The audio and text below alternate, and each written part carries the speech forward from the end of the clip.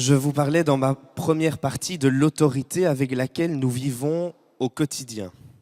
Autorité qui nous permet d'avancer dans notre vie, d'évoluer, d'acquérir de l'expérience.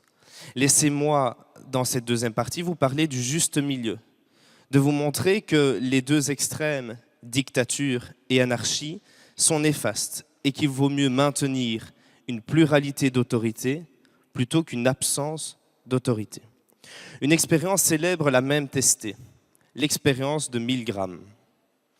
Le but, observer le degré d'obéissance des individus et leur soumission à l'autorité, avec en présence une personne qui incarne l'autorité.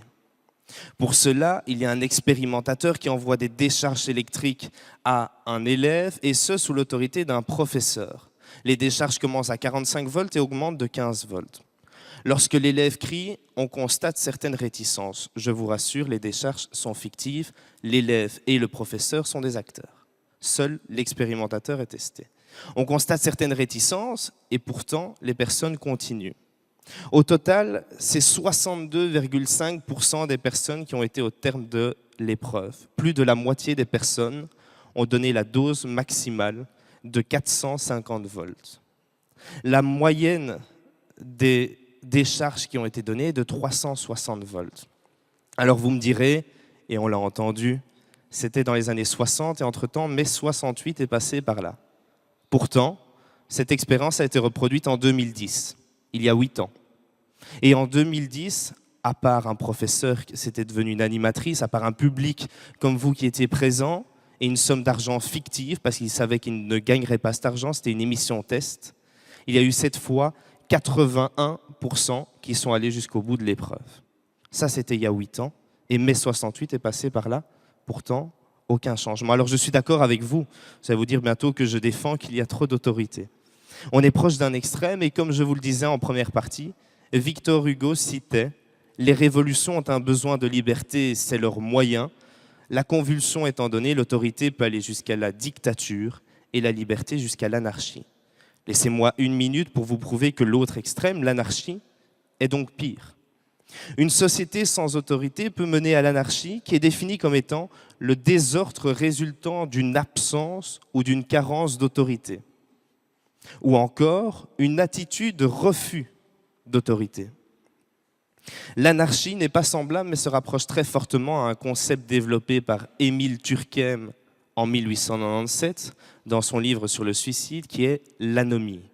L'anomie, c'est lorsque dans une société, il y a une déficience de règles sociales communément acceptées, de sorte que les individus ne savent plus comment orienter leur conduite. Ils sont tellement perdus que cela peut mener au suicide. Mais c'est également cette anomie qui a été reproduite dans l'expérience de Milgram, en laissant un individu seul, isolé, face à une autorité qui le surplombe et qu'il ne comprend pas nécessairement. Ce qu'il faut retenir ici, c'est que l'autorité doit être plurielle et qu'il ne faut pas laisser place à une seule autorité pour ne pas tomber justement dans la dictature. Finalement, cette seule autorité mène à la dictature, mais l'absence d'autorité mène à l'anarchie. Vous me direz, qu'est-ce qui est bon? Mais je vais surtout vous dire que quand on est dans une période d'anarchie, où l'anomie est présente, où les gens sont complètement perdus, il y a forcément un leader qui va sortir. Et s'il y a un leader qui sort, on retombe dans l'autre extrême, qu'est la dictature. Permettez-moi de conclure ma partie. Vous ne m'entendrez jamais défendre un excès d'autorité qui pourrait avoir des conséquences dévastatrices. Mais j'espère que vous concevrez bien que l'absence totale d'autorité pourrait fragiliser notre société.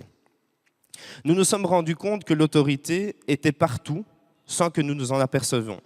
L'autorité liée à l'âge, l'autorité parentale, l'autorité liée à la fonction. L'autorité a été analysée dans une célèbre expérience qui confirme que nous la respectons, mais qu'un trop-plein d'autorité est dangereux.